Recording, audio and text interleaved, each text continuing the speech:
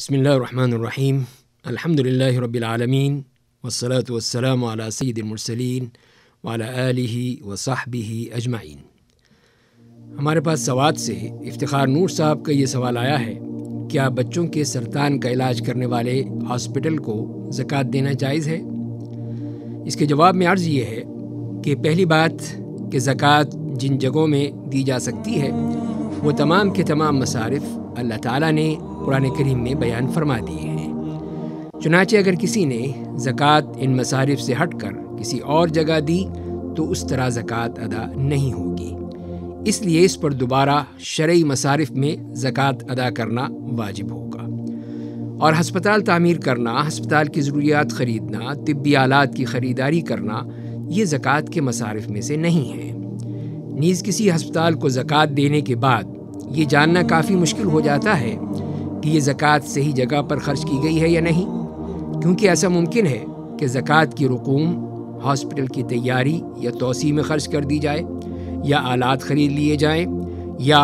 ہسپتال کے ملازمین کی تنخواہوں اور دیگر امور میں خرچ کر دیے جائیں، یا زکوٰۃ کے مستحق اور غیر مستحق ہر قسم کے مریضوں میں ادویات تقسیم کرنے کے لیے خرید لی جائیں، چاہے وہ مسلمان ہوں یا غیر مسلم ہوں، دولت مند ہوں یا غریب ہوں۔ اور یہ بات واضح ہے کہ محض کسی کا مریض ہونا زکوٰۃ کی رقم وصول کرنے کے لیے کافی نہیں ہے، بلکہ مریض کا فقیر یا مسکین یعنی اپنی ضرورت پوری کرنے کی سکت نہ رکھنا، اگر یہ ہے تو یہ چیز اصل مطلوب ہے، ضروری ہے۔ یا علاج کے سلسلے میں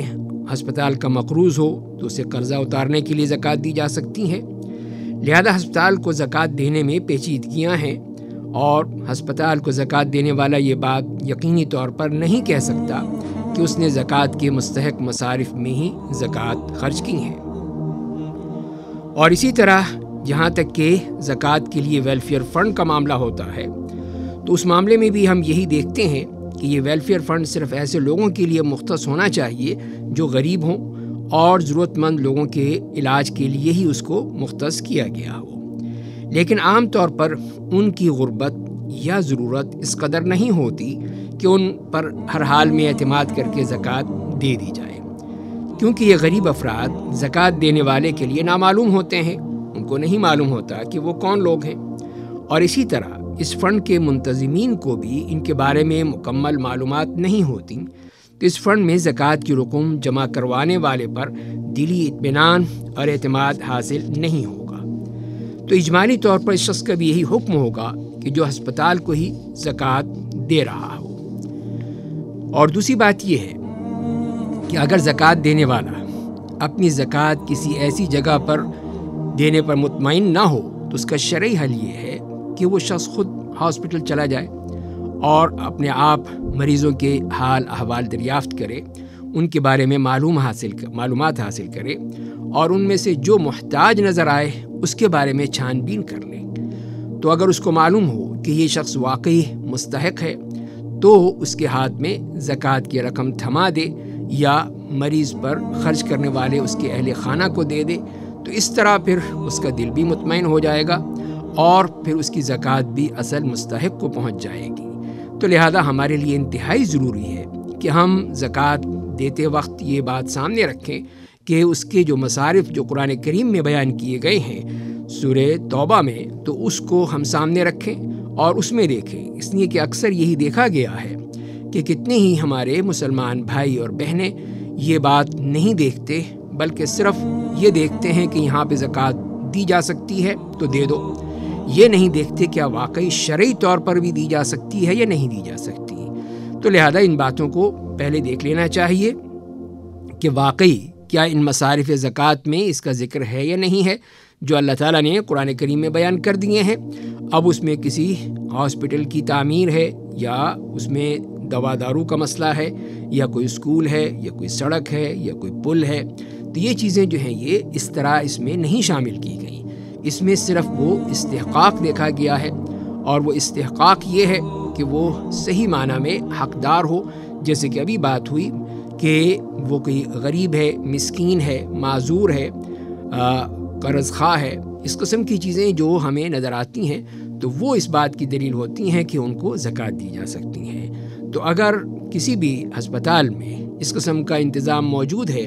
कि वहाँ पर उनके बारे में पूरी तहकीक की जाती है कि इसमें से मुस्तहक लोग कौन हैं और गैर मुस्तहक कौन है, इसलिए कि हस्पताल में तो हर किस्म के लोग आते हैं। तो लिहाजा हमें इस बात का पूरा एहतियात करनी होगी, पूरी तरह इसको देखना होगा, चेक करना होगा, और उसके बाद ही फिर उनको वो ज़कात की रकम दी जा सकती है। इस तरह हम करेंगे तो यकीनन ये ज़कात फिर अपने हक़दार को पहुँचेगी। उसके अलावा जो गैर मुस्तहक को देने की सूरत में फिर वो ज़कात अदा नहीं होगी। तो लिहाजा हमें पूरा इस बात का ख़याल रखना चाहिए कि जो भी हम अल्लाह की राह में देते हैं वो हम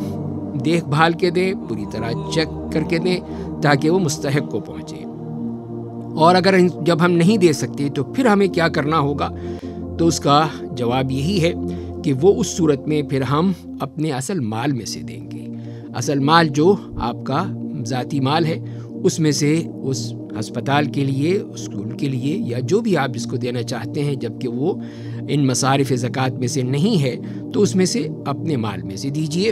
और उसमें से खर्च कीजिए। उसमें भी इंशाअल्लाह अल्लाह ताला आपको उसका बेहतरीन अजर अता फरमाएगा, जो अल्लाह ताला ने कुरान करीम बता दिया है कि वो 10 गुना से लेकर 70 गुना तक उसमें इजाफ़ा किया जा सकता है। तो लिहाजा ये सदक़ात देना जो कि नफली सदक़ात हैं, ये भी एक मुसलमान के लिए इंतहाई मुफीद होते हैं, और उसकी अगर ज़कात में किसी किस्म की कोई कमी रह जाएगी तो वो अल्लाह ताला उसकी इस नफली ज़कात के ज़रिए से या सदक़ात के ज़रिए से उसको पूरा कर देंगे। तो लिहाजा हमें ये चाहिए कि जहाँ हम ज़कात के मसारिफ़ में ख़र्च करते हैं उसके साथ साथ नफली सदक़ात का भी एहतमाम करें और उसमें भी दें। ये भी हमारे लिए बहुत ही मुफीद होता है। और कितनी ही मुसीबतें हैं, परेशानियां हैं, तंगियां हैं, आजमाइशें हैं जो इन सदक़ात के ज़रिए ही से ख़त्म हो जाती हैं, और फिर हम इसमें पूरी तरह मुतमईन भी रहते हैं कि हमने अल्लाह की राह में दिया है, और ख़ास तौर पे ये सामने रखते हुए कि किसी किस्म की कोई रियाकारी और दिखावा ना हो। अल्लाह ताला हमें सही मामले में अमल